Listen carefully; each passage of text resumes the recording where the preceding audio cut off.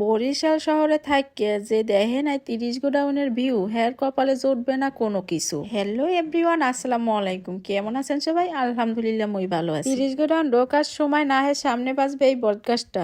তাই এই বটগাছটা কিন্তু হাজারো সম্পর্কের সাক্ষী। উপাসের ঠালায় টাহার ব্যাগ নেতেই ভুলে গেলাম, রিস্কের দিয়ে নামিয়ে দেই টাহার ব্যাগ গোনাই।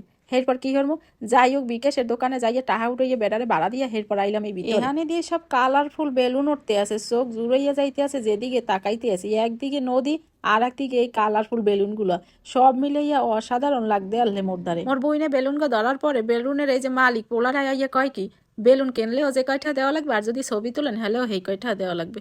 কোন দিয়ে কেমনটা ঠেহায়। এক বুতো কালা কাপড় একখান পিন দেয়, স্টাইল দিয়ে সোজা হইয়া খাড়াই রয়েছে।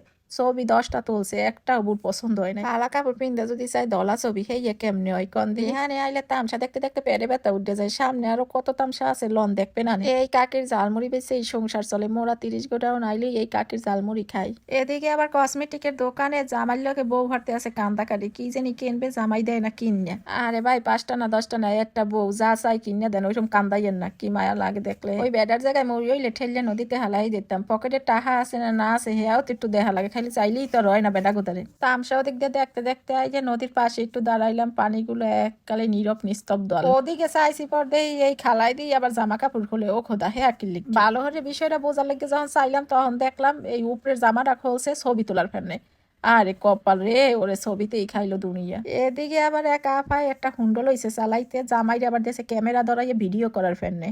উনি চালাইয়ে যাইবে, পিছন দিয়ে ক্যামেরা টানবে, আবার দূরে দিবে, টানবে আবার দূরে দিবে, হেইয়া কইয়ে দিচ্ছে দৌড় হুন্ডো লইয়া। হুন্ডোর আফা পড়ছে আড়ালে, হের কাহিনী গেছে শেষ হইয়া।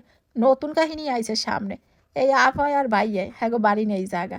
পার্কের মধ্যে আইছে ভবিষ্যৎ মাইয়া পোলার নাম রাখে। এই আপু ভাইয়া গো যন্ত্রণায় ছোট ছোট মাইয়া পোলা লইয়া আউন চায় না পার্কের মধ্যে। ওরা যে এই বিল করে ও দেখলে বুড়ো মানুষের এই সরম হরে। মাইয়া পোলার কথা আর কি কম, হেরা তো থাই চাইয়া। এই পাশটায় বইয়া নদীর দিক চাইয়া থাকতেছে কি মজা লাগে।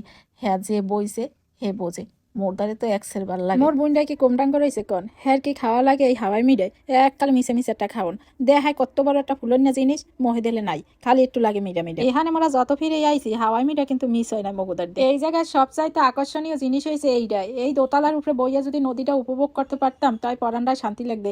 কি সুন্দর সবুজে ঘেরা, সামনে নদী। তাই এখানে মোকে ঢুকতে দেয় না কেউ রে, কারণ এটা সরকারি। মোর বই না মোরে ভালোবাসিয়া কত সুন্দর খাওয়াই দিতে আছে, মিশে মিশে খাওনরা মোহের মধ্যে দেয় আর নাই। কিছু কিছু জোরার কবুতর ভালোবাসা দেখতেও কিন্তু ভালো লাগে। এদিকে আবার 3 বান্ধবী বাজাই দিয়েছে জগরা।